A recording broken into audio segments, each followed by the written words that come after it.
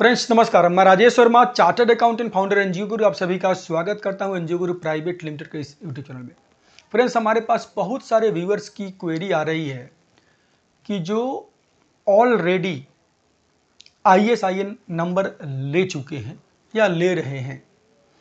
तो मैंने अपने वीडियो में पास PAS 6 फॉर्म के बारे में बात किया था कि कंपनी को जो सेक्शन 8 एनजीओ है या फिर प्राइवेट लिमिटेड कंपनी जिनके ऊपर अप्लाई हो रहा है सेक्शन डिमेटलाइजेशन ऑफ शेयर्स के रिगार्डिंग, उनको एक PAS 6 फॉर्म फिलअप करना पड़ेगा। अब सवाल है कि PAS 6 फॉर्म कब फिलअप करना पड़ेगा, इसका ड्यू डेट्स क्या होंगे, क्या इसके लिए कोई फीस भी लगेगा, क्या फाइल करना भूल गए तो कोई पेनल्टीज भी लगेंगे, इस फॉर्म को सर्टिफाई कौन करेगा, फॉर्म को फाइल कैसे करना पड़ेगा, और क्या एक कंपनी के पास अगर डिफरेंट क्लास ऑफ सिक्योरिटीज है तो क्या अलग अलग PAS 6 फॉर्म फाइल करना है अलग अलग ISIN नंबर के लिए, या सिंगल फॉर्म में फाइल कर सकते हैं, इसमें अटैचमेंट्स क्या होंगे। ऐसे बहुत सारे सवाल आ रहे हैं व्यूअर्स के। तो सारे सवालों का एक एक करके जवाब आपका दोस्त देने वाला है, तो वीडियो को अंत तक जरूर देखिएगा। यहां से अब आप सभी को नमस्कार बोल के करते हैं वीडियो की शुरुआत।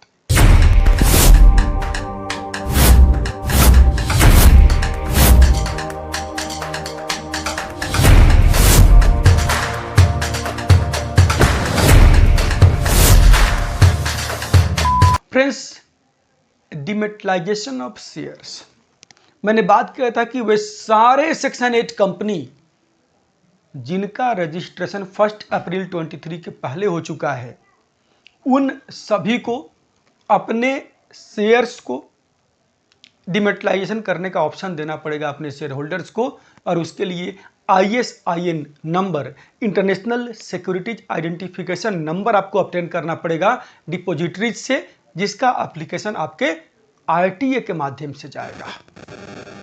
उसके लिए 30 सितंबर 24 लास्ट डेट है, और जो कंपनीज उसके बाद बनी यानी 1 अप्रैल 23 ऑनवर्ड्स जो कंपनी बनी है, उनका डेडलाइन जब कंपनी बन रही है उस फाइनेंशियल ईयर के एंड से 18 मंथ्स का आपका ड्यू डेट रहेगा। तो तब तक आपको ISIN नंबर ऑब्टेन करके जो भी आपके शेयर होल्डर्स हैं, जो भी आपके सिक्योरिटीज होल्डर्स हैं, उन सबको ऑप्शन देना पड़ेगा कि they can convert there shares securities into demat form. अब इसके बाद और बहुत सारी कंप्लायंसेज है जो सेक्शन 8 कंपनी को या फिर जिस पर डीमैट का प्रोविजन अप्लाई हो रहा है उस कंपनी को करना है। उसमें सबसे बड़ी कंप्लायंस एक है कि PAS 6 फॉर्म हाफ ईयरली आपको फाइल करना पड़ेगा। एक कंपनी का फाइनेंशियल ईयर एंड कब होता है? 31 मार्च को। तो 31 मार्च से 60 डेज काउंट करेंगे आपका, तो अप्रैल में 30 मई आ जाएगा। 30 मई तक आपको फाइल करना पड़ेगा 31 मार्च वाले हाफ ईयर एंडिंग के लिए। और दूसरा हाफ ईयर कब होगा आपका? 30 सितंबर को, 30 सितंबर को होगा। तो वहां से आप आगे काउंट करेंगे 28 नवंबर तक आपको फाइल करना पड़ेगा। विदिन 60 डेज फ्रॉम 30 सितंबर आपको काउंट करके आपको 60 दिन के अंदर में आपको PAS 6 फॉर्म फाइल करना पड़ेगा, यानी 60 days from the end of half year, जिस हाफ ईयर के लिए आप वो फॉर्म फाइल करने जा रहे हैं। इस फॉर्म में एक्चुअली आपको रिकंसिलिएशन ऑफ शेयर्स देने पड़ेंगे, रिकंसिलिएशन ऑफ सिक्योरिटी देना पड़ेगा कि उस पीरियड में अगर कोई ट्रांसफर हुआ है, उस पीरियड में कोई आपने नई इशू निकाला है, तो उन सबका इंफॉर्मेशन रिकंसिलिएशन के फॉर्म में आपको, इस फॉर्म में PAS 6 फॉर्म में आपको मिनिस्ट्री ऑफ कॉर्पोरेट अफेयर्स को अपडेट करना पड़ेगा। तो सबसे मेन बात तो यहां पर यह हो गई कि गवर्नमेंट के पास अपडेटेड इंफॉर्मेशन है, बैकडेटिंग का ऑप्शंस आपका पूरा खत्म हो गया है यहां पर। तो ये PAS 6 फॉर्म आपको यहां पर आपको इतना समझना है कि PAS 6 फॉर्म आपको हर हाफ ईयरली सबमिट करना है मिनिस्ट्री ऑफ कॉर्पोरेट अफेयर्स को।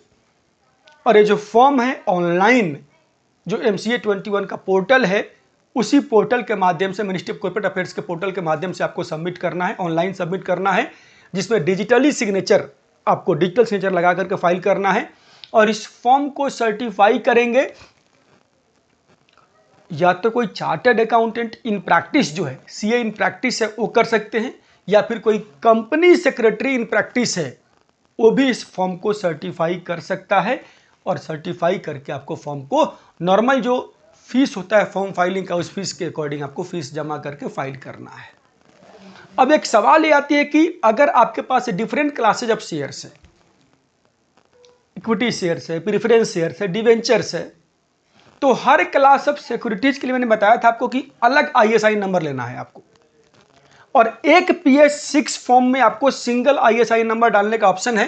तो मतलब जितने आईएसआई नंबर आपके पास है, आपको उतने डिफरेंट फॉर्म्स, आपको PS6 फॉर्म आपको सबका अलग अलग आपको फाइल करना पड़ेगा। इस फॉर्म में सिर्फ इंफॉर्मेशन फिलअप करना है, कोई अटैचमेंट्स आपको नहीं लगाने हैं। और सबसे आखिरी सवाल जो थी आपकी कि अगर इसको फाइल करना भूल गए तो फ्रेंड यहां पर again section 450 section 450 of companies act 2013 apply हो जाएगा। और जो भी कंपनी है एन ऑफिसर इन डिफॉल्ट है उनको 10,000 रुपीज का, और अगर कंटिन्यूइंग डिफॉल्ट है तो 1,000 rupees each for each day of delay आपको पे करना पड़ेगा पेनाल्टी के रूप में, फाइन के रूप में, जो कंपनी के लिए मैक्सिमम हो सकता है 2 लाख रुपए का, और जो ऑफिसर इन डिफॉल्ट यानी डायरेक्टर्स हैं, सेक्रेटरी है, उनका 50,000 रुपए तक का फाइन पेनाल्टी भरना पड़ेगा। तो बड़ा ह्यूज फाइन एंड पेनाल्टीज है। तो आपको ISIN नंबर ऑब्टेन करने के साथ साथ जो कंप्लायंसेज है as a corporate, as a company, आपको कंप्लायंस पर ध्यान रखना है। आपको ध्यान रखना है कि जो भी इसका मेंबरशिप, जो इसका रिन्यूअल फीस है, वो फीस आपका जमा है। जो सिक्योरिटी डिपॉजिट है वो 2 साल के लिए आपका जमा रह रहा है। आपने शेयर होल्डर्स को ऑप्शन दिया है कि they can convert there shares into demat format, और हर 6 महीने में आप PS6 फॉर्म जो है फाइल कर रहे हैं। और ध्यान रखिए, शेयर होल्डर्स के पास ऑप्शन है, दे कैन कन्वर्ट और they can not convert, but if they convert और नॉट कन्वर्ट इससे मतलब नहीं है आपको PS6 फॉर्म तो फाइल करना ही पड़ेगा, उसका कोई ऑप्शन आपके पास नहीं है। आपको ISIN लेना है, PS6 फॉर्म फाइल करना है। तो ये हमारा मुहिम है आपको अपडेट करते रहने का, आपको इंफॉर्मेशन देने का, बाकी करना आपको है। कंप्लायंस करिए और सुखी रहिए। बिना कंप्लायंस किए आप ऐसे जगह पहुंच जाएंगे जहां से आपके पास इतनी पेनाल्टीज फाइन हो जाएगी इकट्ठा कि आपको कंपनी NGO बंद करने के अलावा कोई और ऑप्शन आपको नहीं दिखेगा। तो इसीलिए मेरे बात को सुनिए, समझिए, समझ में नहीं आया हो दोबारा वीडियो देखिए, लेकिन कंप्लायंस टाइम पर जरूर कर लीजिए। मिलते हैं ऐसे इंफॉर्मेशन अगली वीडियो, तब तक के लिए नमस्कार, जय हिंद।